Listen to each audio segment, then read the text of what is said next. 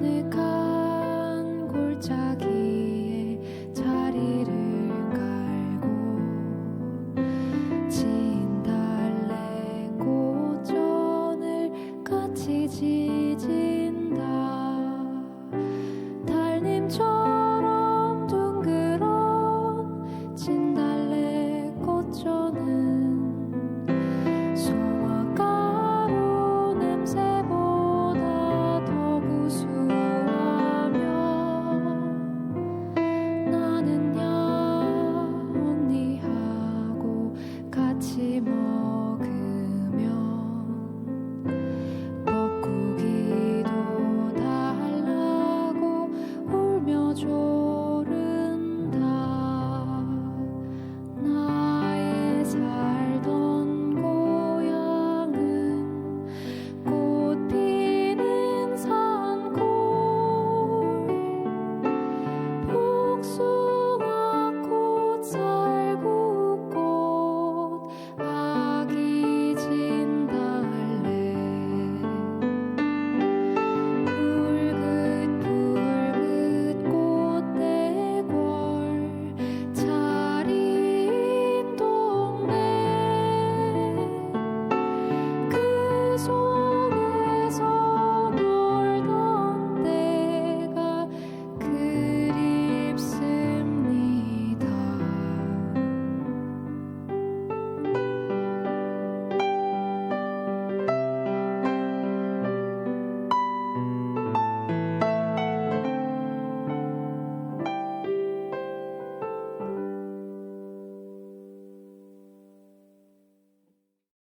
안녕하세요. 생명수호에 대한 하느님의 가르침 토크 콘서트 for you 서울대교구 생명위원회 사무국장 박정우 후고신부입니다. 안녕하세요. 홍찬미 글로리아입니다.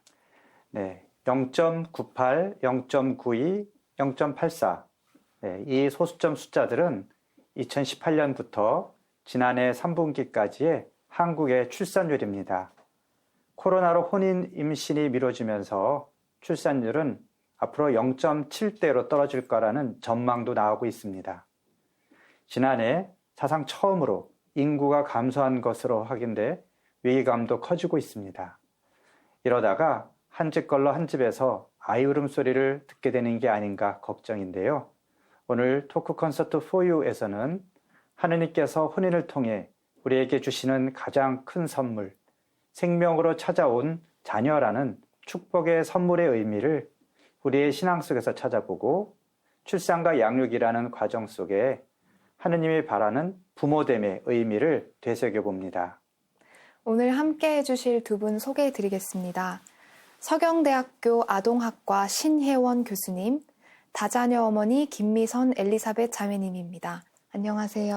안녕하세요. 반갑습니다.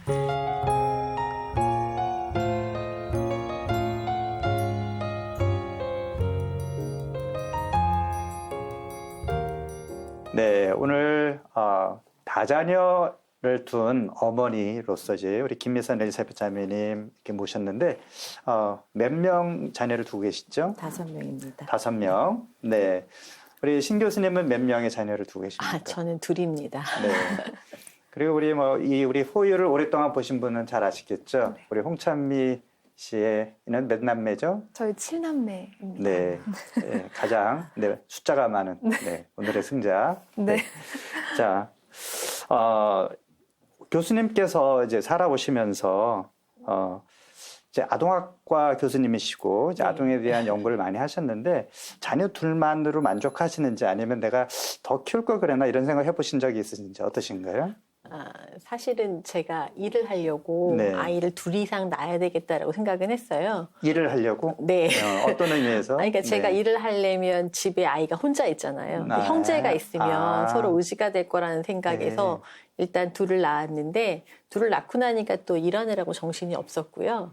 근데 우리 아이들이 한 청소년기쯤 됐을 때 한두 명 더 있어도 좋겠다. 그런 네. 생각을 그때 처음 해봤습니다. 네, 더 있으면 어떤 면에서도 좋을 거라는 생각하신 거죠? 일단 저희 아이들이 이렇게 동생을 원했고요. 네. 그다음에 이제 그러니까 아장아장 기어다니고 작은 아이들이 주는 그런 행복감. 네. 그다음에 그런 저의 그 전적인 양육을 필요로 하는 존재가 있으면 내가 더 행복하겠구나. 그런 네. 생각을 그때 처음 해봤습니다. 네, 그렇군요.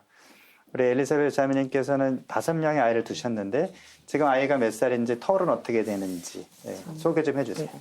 큰아이가 고등학교 2학년이고요. 음. 그리고 둘째 아이가 중학교 3학년, 셋째 아이가 중학교 1학년 올해 입학하고요. 네. 그리고 넷째가 7살 되고 음, 마지막 막내가 올해 4살 됩니다. 그렇군요. 네네. 어떻게 자녀를 5가지 낳으려고 했을까? 이제 엘리사벳 자매는 40대인 걸로 제가 알고 있는데 보통 저희 부모님 세대들은 아이를 많이 낳는데 지금 세대에서 5명이면 좀 많다. 이런 주변에서 그런 얘기를 했을 것 같은데 어떻게 해서 5이나 아이를 가질 생각을 하셨을까요? 남편과 상의를 하고 계획을 했던 건 솔직히 아니고요. 네. 그래서 남편이 우리가 원한다고 아이는 저희가 생기고 싶어 생기지 않잖아요. 그래서 주님께서 주시면 감사히 다 받자라고 해서 생기는 대로 아이를 낳았는데 좀 많이 주신 거는 같습니다. 네, 그렇군요. 교수님이 학창 시절에는 한 반에 형제들이 많은 게 보편적이었다고. 네, 저는 이제 저희 형제는 3남매였는데 그때 한 가정의 아이가 셋은 굉장히 작은 경우였고요. 대부분 4명, 5명. 그때 이상적인 건 딸들, 아들들. 그래요? 네, 그런 경우가 대부분이었습니다. 네. 형제가 그래도 3남매셨으면 거기서 오는 에피소드도 있었을 것 같은데. 저는 오빠만 위로 둘이에요. 그래서 오빠 둘 밑에 제가 막내인데 이제 그 당시 문화가 그랬던 것 같아요. 큰 오빠한테 무조건 복종해야 된다, 이런 거 있었고, 큰 오빠하고 저하고 5살 차이밖에 안 나지만, 오빠가, 그러니까 큰 손익 형제가 굉장히 책임감도 있지만, 거기에 대한 이렇게 보상이나 부모님의 적정해 주시는 것도 굉장히 컸던 것 같아요. 그래서 예를 들어서 간식으로 겨울에 귤 한 박스가 들어오면 저희 3명한테 나눠주시는데 큰 오빠 제일 많이 주시고요. 작은 오빠 조금 주시고 저는 이제 여자이고 막내니까 조금 주시는데 저는 막 아껴 먹잖아요. 네. 근데 큰 오빠는 얼른 어느새 다 먹고 저한테 달라고 그러는 거예요. 그럼 주셨어요? 네, 또 너무 그러니까 안 줄 수도 없고, 근데 그거를 반복하다 보니까 제가 나중에 꾀가 생기더라고요.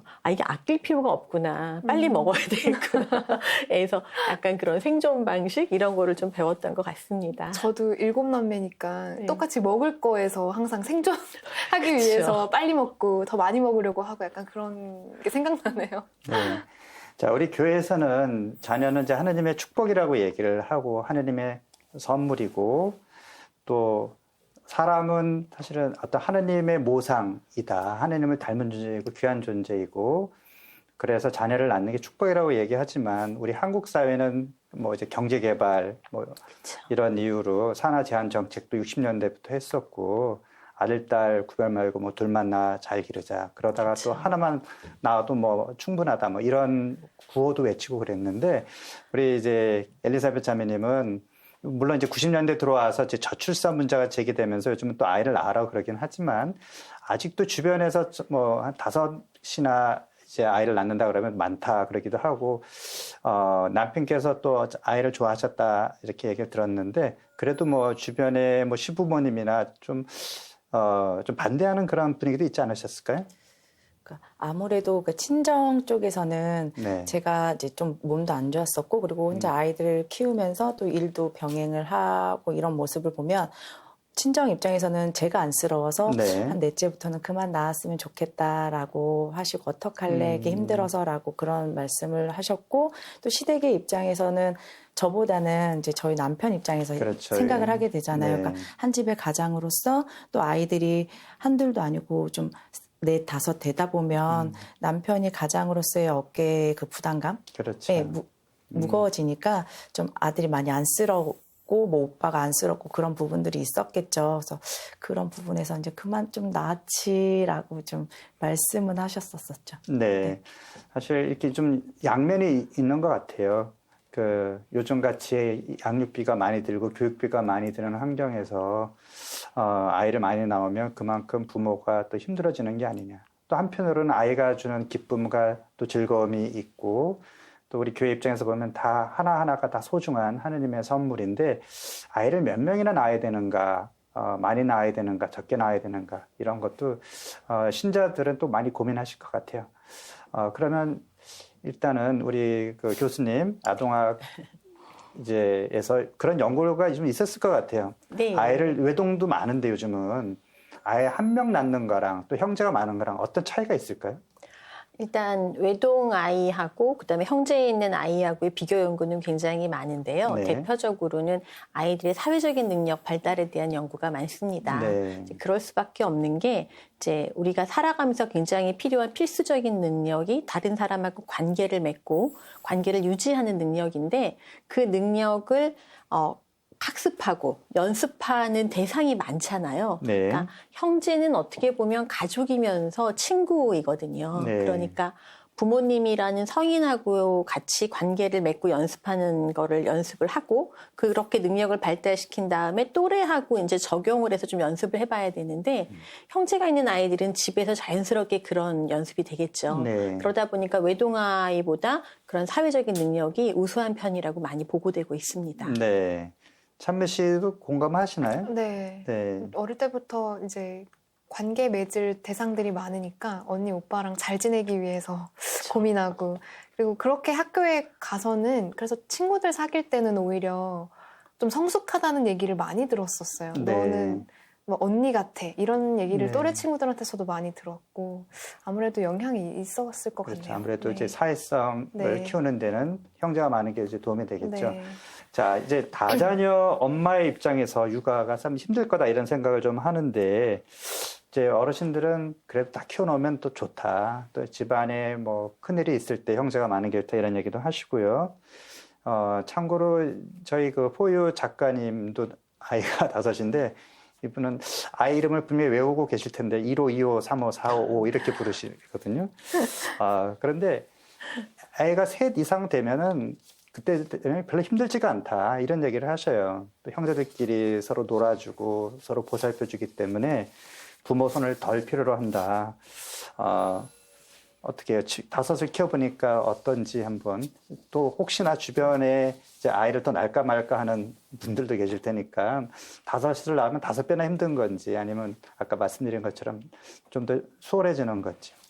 그러니까 저희 아이들 친구들의 중에 이렇게 외동인 친구들이 있는데요. 네. 그래서 그 친구 어머님들이랑 간혹 이야기를 나누다 보면 부모의 역할도 필요하지만 때론 자매 형제의 역할도 필요하고 네. 또 친구로서의 역할도 집에서 필요하다 하더라고요. 근데 지금 같은 코로나19로 인해서 아이들이 학원과 학교를 못 가는 상황에서는 거의 집에서 생활을 아이들이 많이 하게 되잖아요. 네. 그런 부분들에서 좀 많이 힘겨워 하시는데 저희 같은 경우는 이제 아이들이 5이나 있다 보니까 아이들끼리 각기 자기 큰 아이들이 주축이 되어서 자기 일을 하면서 밑에 아이들을 케어도 같이 해주고 그렇죠. 학습적인 부분이나 아니면 뭐 간식을 만들어 준다든지 아니면 그 아이들이 있어서 제가 마트도 갔다 올 수 있고 제 일을 잠깐씩 볼 수 있을 때 그 큰 아이들이 이 아이들을 다 챙겨주고 놀이도 같이 역할놀이 같은 것도 해주고 있어서 저는 혼자인 것보다는 지금 5인 게 훨씬 더 좀 수월하다고 생각합니다. 네.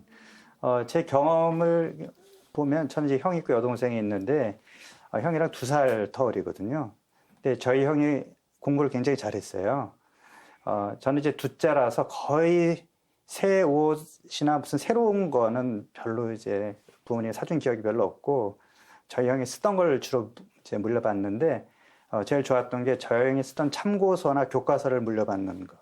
거기에 중요한 메모들이 다 되어 있어요. 그래서 수업 시간에 선생님이 질문하시면 제가 찾는 답이 거기 써 있어요. 그래서 손을 들고 대답을 하면 칭찬을 받고 왔던 기억이 있고 또 저 형이 기타를 고등학교 1학년 때 배웠는데 저는 이제 중학교 2학년 때 어깨너머를 형이 하는 걸 보고 나도 기타를 해볼까? 그래서 좀 빨리 배우는 그래서 형이 있어서 도움을 받는 네. 새 옷이나 새 교과서는 못 얻어도 이제 그런 면에서는 또 유리하고 또 형제가 많으면 그런 대로 이렇게 동네에서 애들끼리 몰려다닐 때도 형제가 많으면 좀 이렇게 뭔가 좀 으쓱하고 이런 게 좀 있거든요. 7남매를 살아온 우리 찬미 씨는 어떤 그런 비슷한 경험이 있는지요? 저도 너무 많은데 신부님 말씀하신 것처럼 저도 언니 오빠들의 어떤 취향 그리고 서로 좋아하는 것들에 대해서 얘기를 하다 보면 언니 오빠들이 좋아하는 거 보면 왠지 멋있어 보이고 네, 그렇죠. 그래서 어릴 때부터 그런 거를 어깨너머로 보면서 자란 것이 저한테도 좀 많은 사람들이 그러니까 다양한 사람들이 어떻게 살고 있는지 그런 거를 가까이서 볼 기회가 많았던 거. 그리고 에피소드 하나를 말씀드리자면 오늘 제가 오프닝으로 불렀던 화전놀이라는 동요가요. 저희 언니한테 배운 노래예요. 그래서 꼬꼬마일 때 이제 저희 큰언니랑 제가 거의 15살 정도 차이가 나니까 큰언니가 저를 이렇게 옆에 앉혀놓고 화전놀이라는 노래를 들려줬는데 너무 좋은 거예요. 그래서 저희 자매 셋이서 그 노래를 화음을 넣어가면서 뭐 노래를 부르고 지금까지도 그게 저한테 좋은 추억으로 남아있고 이 노래를 부를 때마다 이제 언니들을 잘 보기는 힘들거든요. 특히 노래를 가르쳐준 큰언니는 이제 수녀님이셔서 얼굴을 더 보기 쉽지 않은데 이 노래만 이제 떠올리면 언니들과 함께 했던 추억으로 돌아갈 수 있는 그런 네 저한테는 굉장히 좋은 기억을 선물해 준 게 있어요. 그러니까 어떻게 보면 음악을 시작한 것도 저희 집에서 언니 오빠들이랑 같이 떠들고 놀면서 뭐 노래도 즐겁게 했었던 기억이 좀 영향이 있었던 것 같아요. 네. 네.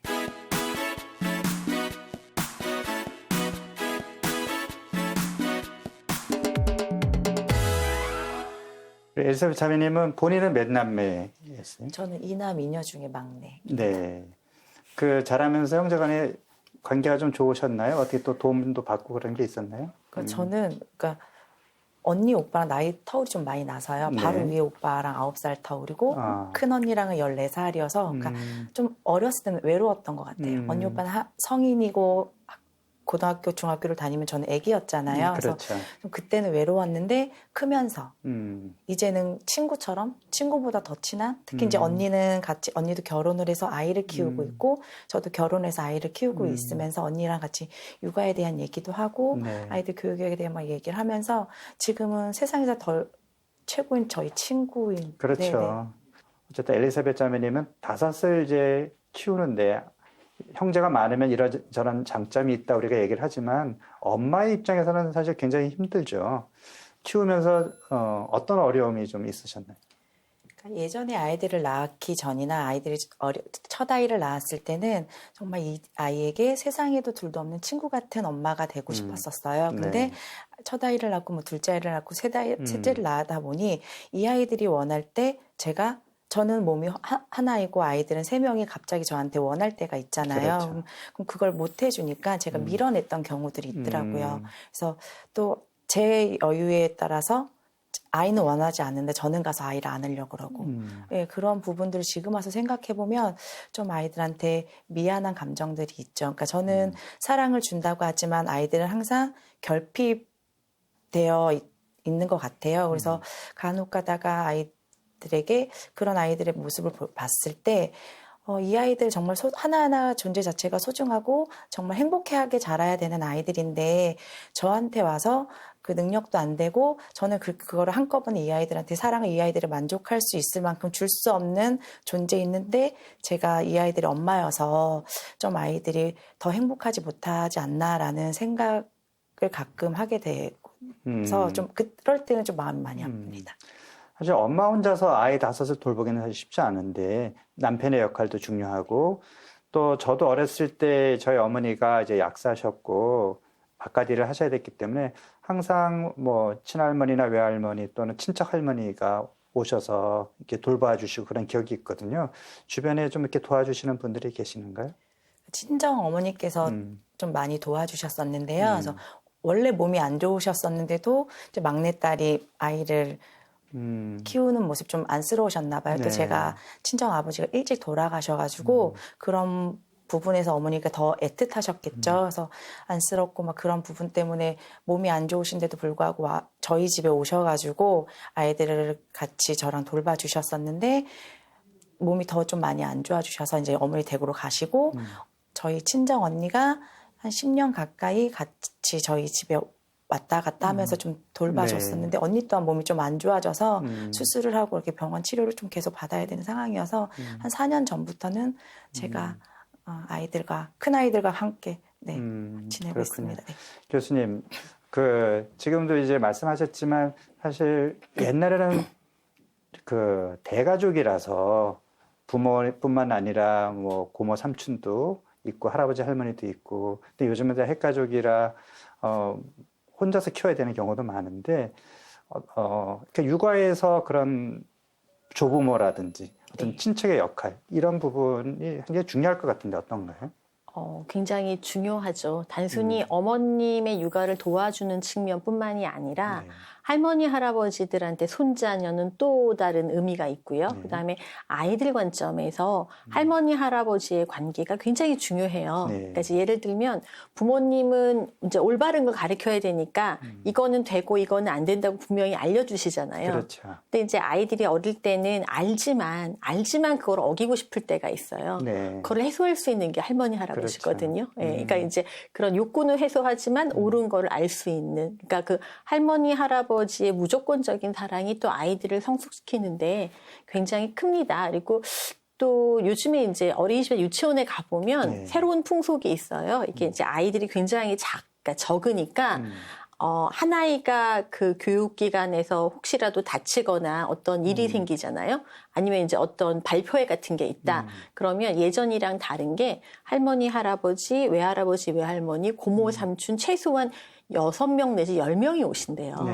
네, 그러니까 이제 그만큼 이제 그 가정에 태어난 아이한테는 관심이 다들 있으신 것 같아요. 네. 그리고 이제 지난 시간에 우리가 아버지의 역할에 대한 이야기를 나눈 적이 있는데, 또 이제 아동학 이제 전공 교수님이시니까 되게 이제 아버지의 부재 이런 얘기를 많이 하거든요. 돈 벌기 위해서 바깥에서 보내는 시간이 많다 보니까 자녀와의 교감도 적어지는데, 가정 안에서 아버지의 역할 우리가 어떻게 이해할 수 있을까요? 현대사회에 와서는 아버지 역할하고 어머니 역할하고 최근 트렌드인데요. 네. 거의 구분이 안 되고 있어요. 네. 최근 30대 부모님들을 보면 어머님과 아버님 역할이 거의 동등하게, 그러니까 예전에는 이제 뭐 한 10년 전만 해도 아이들 기저귀 갈고 우유 먹이고 이런 건 주로 어머님이 하셨는데 네. 요즘에는 아버님들도 많이 하시고요. 근데 중요한 거는 남성성과 여성성이 분명히 성차가 있거든요. 네. 그러니까 어머님하고의 관계에서 이 아이들이 획득하게 되는 여러 가지 능력 발달과 그다음에 이제 아버님들은 아무래도 동적이고 또 이성적인 그런 측면이 강하신 분이기 때문에 아버님하고의 관계에서 획득하게 되는 능력이 달라요. 네. 그래서 아이들 입장에서는 아버지, 어머님의 각각의 관계가 다 중요합니다. 어릴 때부터 그렇군요. 균형 있게 필요하다고 보시면 됩니다. 네. 네. 엘리자베트 자매님, 아빠랑 아이들이랑 관계가 어때요? 저보다 훨씬 좋습니다. 훨씬 좋아요. 그 아이를 키우면서 물론 힘들지만은 또 이렇게 많은 아이들을 키우면서 느끼는 뭐 어떤 기쁨이나 보람 이런 게 있을 것 같은데 어때요? 그러니까 아이들이 이제 집에서 생활을 요즘에 많이 하다 보니까 네. 또 엄마의 모습을 본인들이 이제 그 전에 코로나19로 인해서 학교 생활하고 학원 생활하고 친구들과 놀러 다닐 때보다는 저의 생활 좀 많이 보게 되는 것 같아요. 네. 그래서 보면서 아이들이 가정 분담을 해서 저 일을 좀 도와주던가 아니면 자기는 큰 아이들이 좀 주축이 돼서 이벤트 같은 걸 준비해서 엄마 아빠를 좀 기쁘게 해주고 그럴 때 좀 흐뭇하죠. 그 아이들의 그런 모습을 다 눈치채게끔 하면서도 몰라주는 척 하잖아요. 근데 그런 모습 보면서도 흐뭇하고 되게 네. 죄송합니다. 네, 좋습니다. 그러면 뭐 아이를 좀 더 낳으실 계획은 혹시 있으신지? 아니, 없습니다. 네. 네, 5, 여기 7도 있는데, 네. 그거야 뭐 표정이 하나님께서 주시는 어두워지셨어요. 대로. 네. 자, 요즘, 또 많이 나오는 이야기 중에 하나가 비혼이에요. 나는 아예 혼인하지 않겠다. 당연히 또 혼인하지 않겠다라는 것은 나는 또 아이도 뭐 원하지 않는다. 이런 의미가 담겨 있는데 그런 현대의 어떤 젊은 여성들의 그런 경향에 대해서 아이를 키우는, 이렇게 많은 아이를 키워본 경험으로서 어떤 이야기를 해주고 싶으신지 좀 말씀 부탁드릴게요. 저도 때로는 뭐 매체를 통해서 여유롭게 사시는 분들을 보면 혼자 여유롭고 뭐 편하게 사시는 분들을 보면 부럽죠. 한번 네. 저도 그런 상황을 저도 생각도 해보고 만약에 나도 결혼을 안 했으면 나는 과연 지금 어떻게 살고 있을까라는 생각을 하게 되는데요. 근데 아이들을 키우면서 제가 아이들보다 나이가 많고 엄마이고 어른이지만 저는 아이들을 키우면서 제가 더 어른이 되어간다고 생각이 들거든요. 아이들로 인해서 배우는 것들도 많고 느끼는 것도 많고 때론 그 아이들이 저보다 더 성숙되어지는 모습들도 많이 보이고요. 그래서 또 그 작은 아이나 큰 아이나 어딜 가도 제 편이잖아요. 네. 네. 그래서 저는 언제나 남편을 제외하고 저한테는 든든한 변치 않은 제 편 5명이 있기 때문에 저는 비혼도 좋고 하지만 네. 그리고 나중에 저는 언제까지 제가 눈 감는 순간까지 저는 외롭지 않을 것 같아서 네. 저는 이 삶이 좋습니다. 네. 교수님께서는 이제 그런 젊은이들에게는 또 어떤 조언을 해주고 싶으신가요?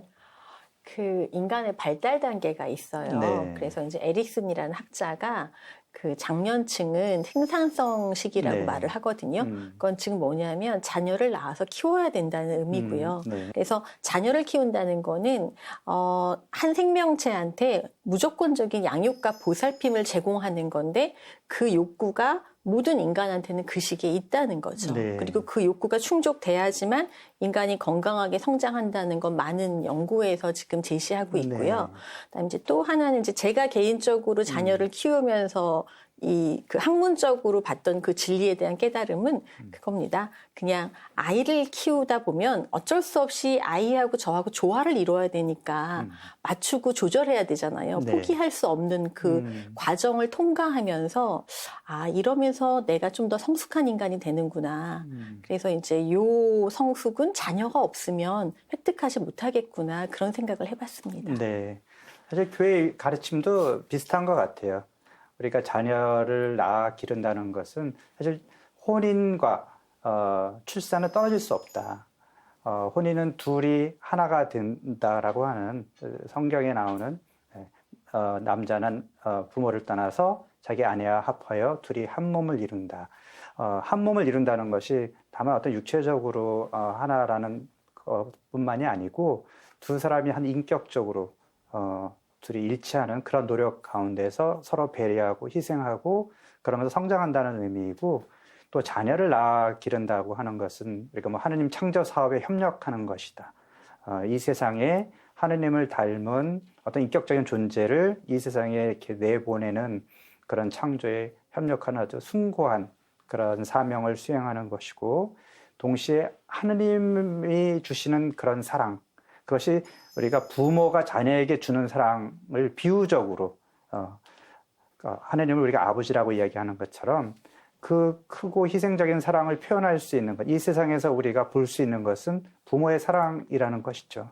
그 사랑을 유추해서 하느님께서 이만큼 우리를 사랑하시는구나 그런 것을 우리가 알 수 있다 그러는데 부모가 되어서 자녀를 키우는 과정 안에서 그런 사랑을 체험하고 그만큼 우리 안에 있는 그런 사랑의 능력이 자라나는 것이다. 그런 의미에서 부모가 되어서 자녀를 키우는 그런 모성과 어떤 부성을 체험하는 것은 우리 구원과도 연결이 된다. 이렇게 이제 교회가 가르치고 있거든요. 물론 이제 신부 수녀들은 혼인하지 않고 자녀를 키우진 않지만 어떤 그런 영적인 의미에서 어떤 부성과 모성을 실천하는 것이다. 그래서 정말 가난한 이들에게 도움이 필요한 이들에게 우리가 온 마음을 다해서 그들을 보살피고 그들에게 어떤 하느님을 전하는 그런 일 자체가 아버지로서 어머니로서의 그런 역할을 하는 것이다. 이런 가르침이 있거든요. 그러니까 저는 부모가 되어서 자녀를 키우는 그런 경험이 우리가 어떤 돈으로 살 수 없는 굉장히 큰 체험이고 우리가 성장하는데 꼭 필요하다 이런 생각이 들고요. 물론 이제 혼인을 해도 자녀를 낳지 못하는 그런 부부도 계시죠. 그래서 교회는 그런 부부도 혼인 생활에 의미가 있는 것이고 아까 말한 신부 수녀처럼 본인의 자녀가 아니더라도 영적인 그런 부성 보성을 실천하도록 권고한다 이런 말씀이 있어요. 그래서 저는 그런 자녀를 요즘은 이제 너무 이제 돈이 많이 든다, 힘들다 이렇게 짐처럼 생각하지만 선물이고 축복이다. 저는 이렇게 이야기를 하면 좋겠다 이런 생각이 들고요. 말이 나왔으니까 우리 찬미 씨는 7남매로서 이제 생존 경쟁하듯이 네. 또 형제들하고 먹을 거 나갖고 뭐 이렇게 다투기도 하고 그랬을 것 같은데 본인은 결혼을 하면 어떻게 하면 좋을지 그리고 주변에 비혼을 이야기하는 친구들이 혹시나 있다면 그들을 보면서 어떤 생각을 하는지 듣고 싶어요. 일단 저도 저는 비혼주의다 아니다 이런 걸 말하기 좀 힘들지만 결혼에 대한 고민이 드는 이유는 출산 때문이기는 해요. 왜냐하면 일도 하고 싶고 그리고 아이를 낳아서 잘 키울 수 있을까? 우리 어머니 아버지를 보면 주시는 대로 정말 낳았고 그게 은총이라는 걸 제가 산 증인이니까 알지만 그 과정은 사실 굉장히 다들 힘들고 고통스럽잖아요. 그게 지나고 났더니 좋은 추억이고 서로에게 든든한 존재가 되지만 언니 오빠들도 막내인 저희들 때문에 희생한 게 있었을 거고 부모님도 저희 키우면서 우시는 날이 더 많았겠죠, 사실. 근데 이제 그것이 기쁨이 되기까지 내가 과연 버틸 수 있을까? 이런 고민을 많이 해요. 근데 제가 만약에 아이에게 줄 수 있는 선물이 있다면 아까 말씀하신 것처럼 두 분이 말씀하신 것처럼 형제들을 많이 만들어주는 거 그거일 것 같아요. 제가 그렇게 자랐으니까 그게 얼마나 큰 행복인지 아니까.